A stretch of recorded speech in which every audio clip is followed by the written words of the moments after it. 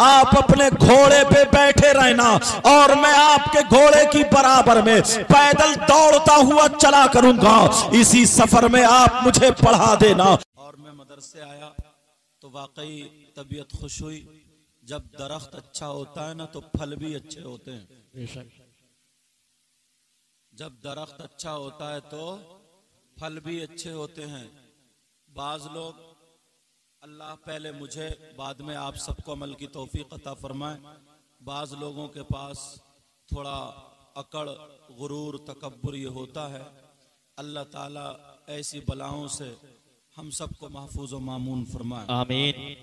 एक दरख्त होता है, दरख्त, उस दरख्त पे फल जितने ज्यादा हों, क्या बोलो ओ चैनल वालों, ओ चैनल वालों, बात नहीं करो, पानी की बोतल मिल गई, कोई अशरफियों की थैली थोड़ी मिल गई, हाँ बात नहीं करोगे बेटा। अच्छा, तो जिस दरख्त पे फल ज्यादा हो वो दरख्त उतना ही ज्यादा झुका हुआ होता है, बेशक। और जिस दरख्त पे अगर फल नहीं हो तो वो एकदम खड़ा हुआ होता है। अल्लाह समद। मदरसे के बच्चे, दिल से दुआएं निकली हैं इनके लिए, अल्लाह ताला इनको उलमाए रब्बानीयीन में शामिल फरमा दे, आमीन।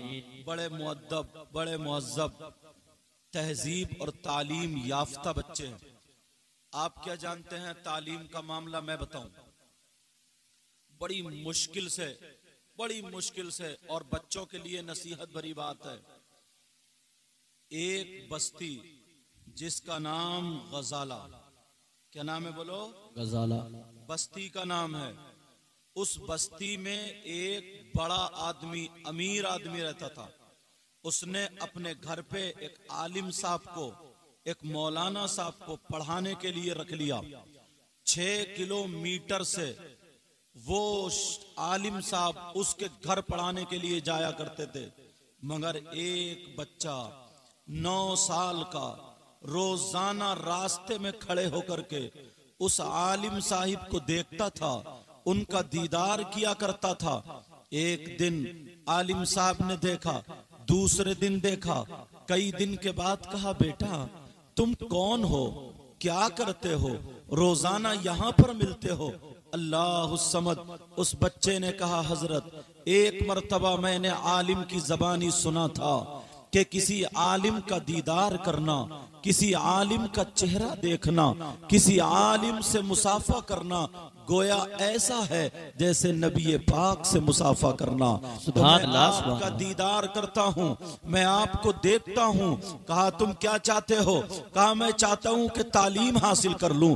कहा बेटा मेरे पास तो वक्त नहीं है, मेरे पास इतना टाइम नहीं है जो मैं तुम्हें पढ़ा दूं। वो बच्चा थोड़ा सा मायूस हुआ और घर चला जाता है, लेकिन रात को दुरूद शरीफ पढ़ता हुआ सो जाता है। जैसे ही दुरूद शरीफ पढ़ता हुआ सोया, उसकी किस्मत बेदार हो जाती है। मेरे आका तशरीफ ले आते हैं, आमना के लाल आ जाते हैं, आका अलैहिस्सलातु वस्सलाम आ जाते हैं। प्यारो पता नहीं आप में कौन ऐसा हो, अगर रात को दुरूद शरीफ पढ़ के सोए, किसको आका का दीदार हो जाए। मेरी बहनें हैं, ये ज्यादा अमल के मैदान में रहती हैं, खुराफातें भी ज्यादा करती हैं, मगर अमल के मैदान में भी ज्यादा रहती हैं। जरा सुनो, वो बच्चा उधर सोया, 9 साल की उम्र है, दुरूद शरीफ पढ़ता हुआ सो जाता है। आमना के लाल तशरीफ ले आते हैं और आने के बाद कहते हैं, बेटा तुम दुरूद शरीफ पढ़ रहे थे, तुम नबी पर पढ़ रहे थे, अपने आका पर पढ़ रहे थे, मगर तुमने नबी को नहीं देखा है। कहा हाँ हाँ नहीं देखा है। कहा दुरूद शरीफ तुमने पढ़ा, मगर नबी का दीदार कर लो। जिस नबी पर दुरूद पढ़ रहे थे वही आका, वही मोहम्मदुर रसूलुल्लाह तशरीफ लाए हुए थे। ख्वाब में, कदमों पे ख्वाब ही में गिर जाता है, कहने लगता है आका मैं तालीम हासिल करना चाहता हूँ। कहा सुनो सुनो, तरतीब तरकीब तरकीब मैं बताए देता हूँ। कहा जी सरकार, कहा तरकीब बताए देता हूँ। उन्होंने तरकीब बता दी। सुबह हो जाती है, आंख खुल जाती है, सुबह को फिर उसी दरवाजे पर खड़ा हो जाता है। आलिम साहब अपने घोड़े पर आए, फिर घोड़ा रोक लिया और रोकने के बाद कहा बेटा आज फिर तुम खड़े हो, क्या चाहते हो? कहा पढ़ना चाहता हूँ। जब इतना कहा बेटा मेरे पास वक्त नहीं है। वो बच्चा कहने लगा हुजूर अगर मैं टाइम बता दूं, अगर मैं वक्त बता दूं तो क्या आप पढ़ा देंगे? कहा हाँ मैं पढ़ा दूंगा। जब इतना कहा है अल्लाह अल्लाह, वो बच्चा कहने लगा मदरसे के बच्चे सुन ले, पढ़ने वाले सुन ले, तुम्हारे लिए भी जरूरी है इल्म हासिल करो।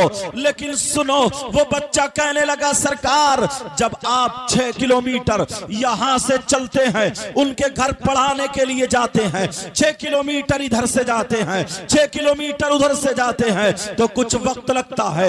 आप अपने घोड़े पे बैठे रहना और मैं आपके घोड़े की बराबर में पैदल दौड़ता हुआ चला करूंगा।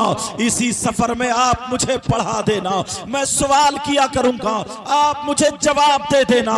जब इतना कहा तो उनकी आंखों में आंसू आ जाते हैं। कहा बेटा तुम दौड़ा करोगे, घोड़े के साथ चला करोगे? कहा हाँ, मुझे इल्म सीखने के लिए अगर अपने खून का एक एक कतरा बहाना पड़े तो मैं एक एक कतरा बहा दूंगा।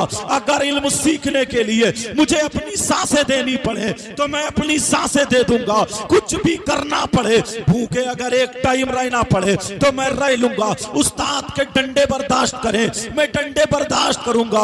उस्ताद अगर मारे मैं बर्दाश्त करूंगा, मगर इल्म हासिल करूंगा। अल्लाह अल्लाह, वो बच्चा अब घोड़े के साथ साथ दौड़ता है, घोड़े के साथ साथ चलता चला जाता है। इधर वो आलिम साहब पढ़ाते हुए चले जाते हैं। जरा सुनो इल्म कैसे हासिल किया जाता है। एक दिन नहीं, 2 दिन नहीं, 1 साल नहीं, 2 साल नहीं, पूरे के पूरे 6 साल तक वो बच्चा रोजाना घोड़े के साथ दौड़ता था और इल्म हासिल करता था। अल्लाह को एक दिन वो आदा पसंद आ गई, इतना बड़ा आलिम बना दिया जो उलमा में सरे फहरिस्त है। उस बच्चे का नाम सुनोगे तुम मचल जाओगे। वो बच्चा कोई और नहीं है, वो बच्चा इमाम मोहम्मद गज़ाली है। इमाम मोहम्मद गज़ाली उसका नाम आता है। अल्लाह अल्लाह, आज इन मदरसे के बच्चों को देख करके मेरी तबीयत खुश हुई है कि हाँ हजरत अल्लामा मौलाना असनाद साहब ने इन्हें तरतीब भी दी है, इन्हें तदरीब भी दी है, इन्हें तालीम भी दी है। वही उस्ताद अच्छा होता है। पढ़ने को तुम मुफ्ती बन जाओ, पढ़ने को तुम अल्लामा बन जाओ, पढ़ने को तुम मौलवी बन जाओ, पढ़ने को तुम आलिम बन जाओ, पढ़ने को तुम बहुत बड़े बन जाओ, मगर तुम्हारे पास अदब ना हो, मगर तुम्हारे पास सलीका ना हो, मगर तुम्हारे पास शऊर ना हो, तुम्हें उठने बैठने का ढंग ना हो, तुम्हें खाने पीने का तरीका ना हो, वो भी कोई इल्म है? वो कोई इल्म नहीं है। तुम आलिम हो, दाढ़ी कटा रहे हो, तुम आलिम हो, तेरी मेरी बहन बेटियों को तक रहे हो, तुम आलिम हो, गुंडागर्दी करते फिर रहे हो। प्यारे ये कोई इल्म नहीं है। ऐसे तो गैरों को भी इल्म हुआ करता था। अल्लाह अल्लाह, जरा गौर करो, जरा मेरे सामने आओ, सुनो। अल्लाह अल्लाह, मुझे वो बात